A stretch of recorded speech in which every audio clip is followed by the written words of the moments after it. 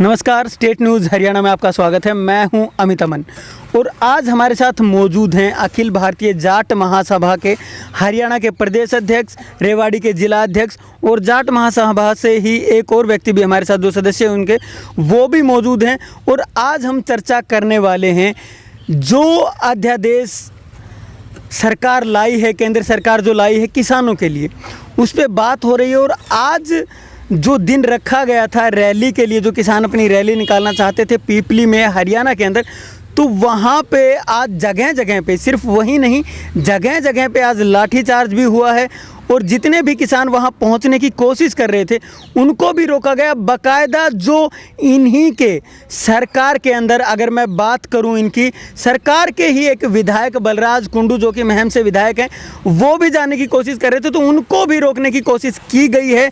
तो सरकार किस तरीके से जो काम कर रही है उसकी भी हम चर्चा करेंगे, या फिर इसका जो निष्कर्ष है वो क्या है, क्या सरकार रोक रही है, या फिर इसके पीछे की जो कहानी है वो क्या है, वो जानने की हम कोशिश करते हैं।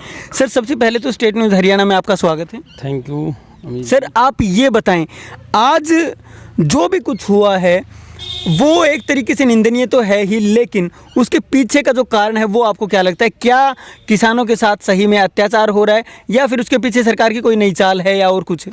अमित जी, आज का जो अध्याय है ये इतिहास में काले अक्षरों में लिखा जाएगा जी, क्योंकि आज से पहले भी एक बार पूर्व में किसानों पे कंडेला कांड जो हुआ था उसमें कुछ हमारे किसानों ने शहादत भी दी थी, और उसी का आज दूसरा रूप इसी सरकार में, उस टाइम दूसरी सरकार थी, आज उसी का एक पार्ट इस बीजेपी के साथ मिला हुआ है, जो आज ताऊ देवीलाल की छवि को भी खराब कर रहा है। क्योंकि लोगों की जो आशाएं थी, अपेक्षाएं थी, दुष्यंत के साथ कुछ थी, जो एक इन्होंने गाना बना रखा था ताऊ का रूप, ताऊ का रूप, ये ताऊ का रूप है क्या? किसानों पे लाठी चार्ज हो रही है। आज जो अपने जो इसकी पीटीआई वगैरह है वो नारेबाजी कर रहे हैं। क्या मतलब सरकार आज का जो रूप है ना, ये सरकार का नहीं है, एक तानाशाही है।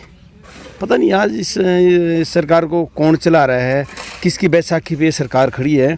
नहीं, दुष्यंत ने तुरंत प्रभाव से इस्तीफा दे के अपनी पूरी टीम से ही तो सरकार से अपने को पार्ट से अलग कर लेना चाहिए।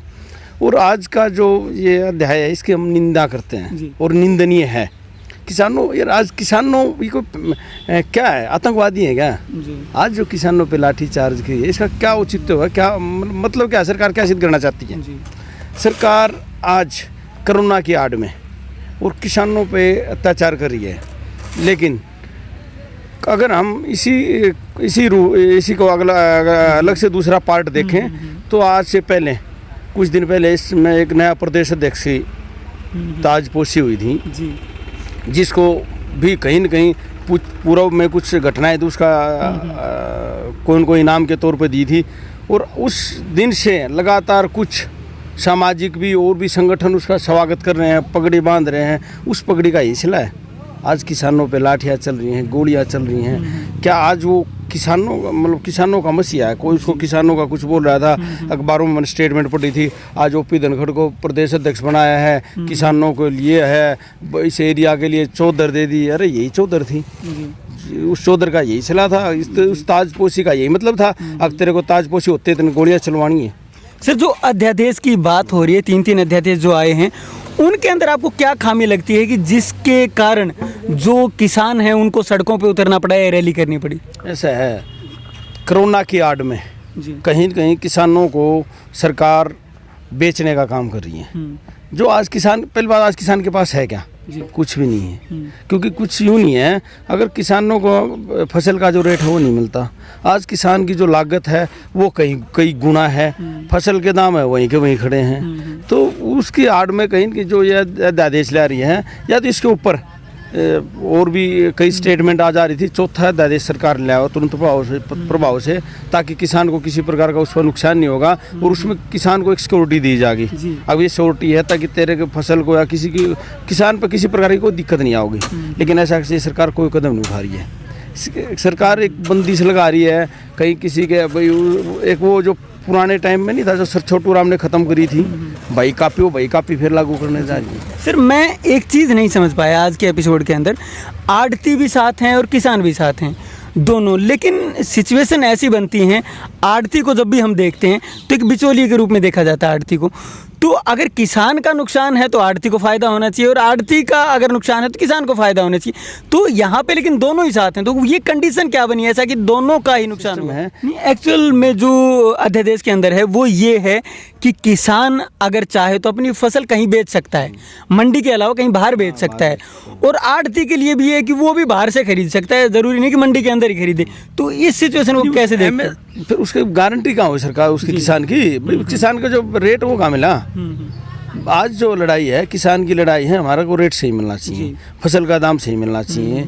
जो आज किसान के मान ले नुकसान होने लग रहा है उसका मुआवजा टाइम पे मिलना चाहिए।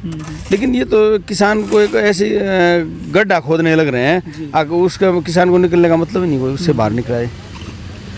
अब जो सरकार है, पीछे भी आप देख पाए हैं कि एक शराब घोटाला सामने आया था। अब हम देख पा रहे हैं होमगार्ड घोटाला का नाम जो दिया जा रहा है। अनिल विज जो हैं गृह मंत्री हैं, उन्होंने आदेश भी दे दिया है जांच का। तो आपको क्या लगता है कि जांच होगी?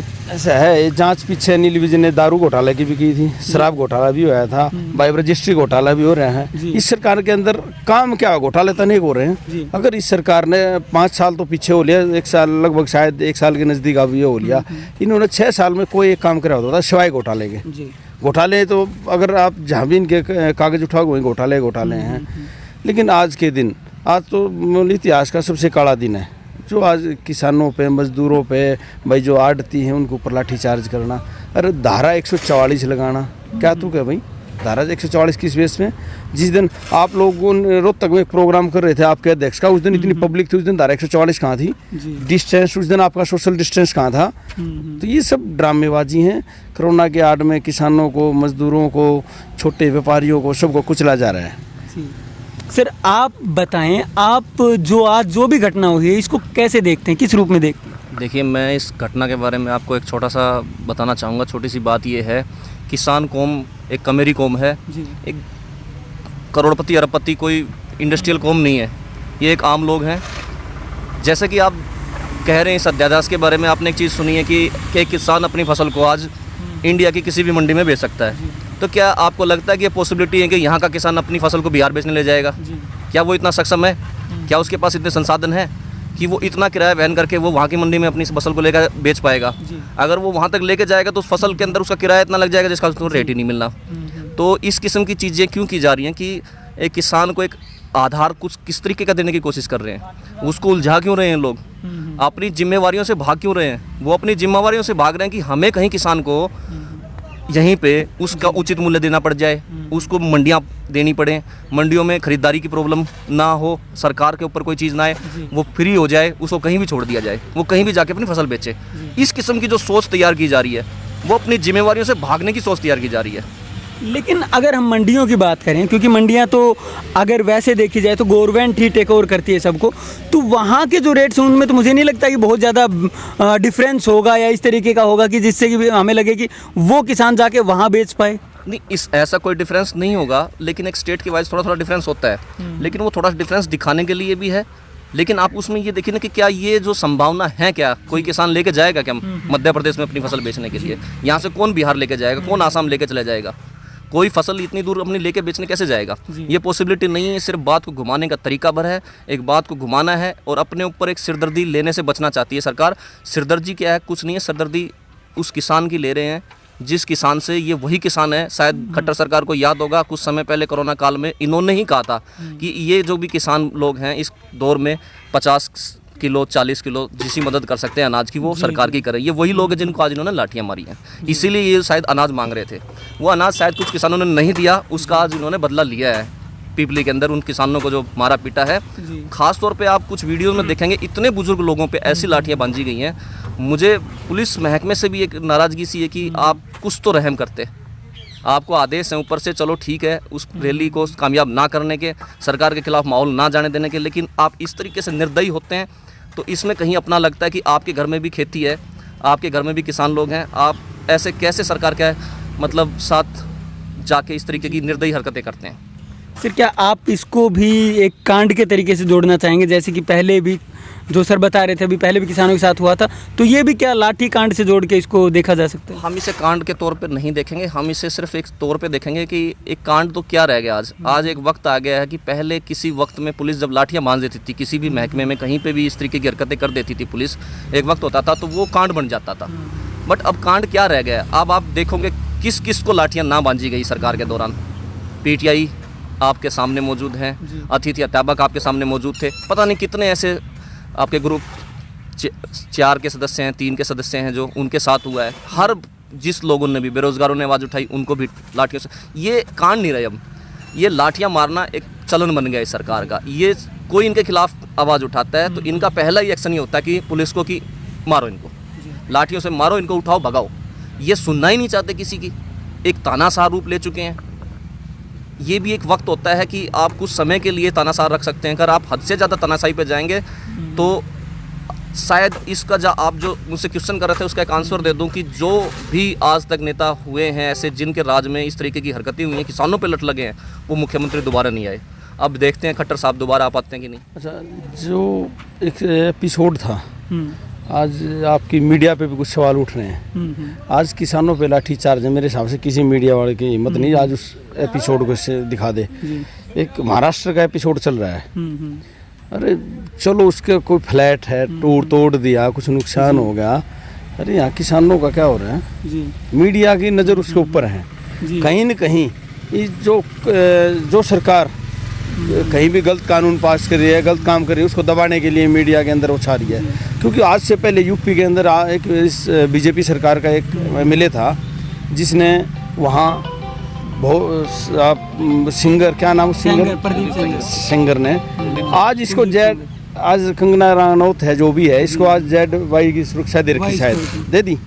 उस परिवार को क्यों नहीं दी जिसका पूरा परिवार ख़त्म कर दिया, जिस एक लड़की के साथ जो ना होना था अत्याचार हुआ और उसके बाद भी कोई सुरक्षा नहीं। आज एक छोटी सी बात के ऊपर सुरक्षा दे रखी है, तो कहीं न कहीं सरकार की जो मंशा है ना वो गलत है और ये मंशा दर्शाने लग रही है उनकी। और जो किसानों पे जो अत्याचार हो रहा है इसके लिए अखिल भारतीय जाट महासभा किसान के साथ है और कल हम पीपली जा रहे हैं और सरकार में दम हो तो रोक ले।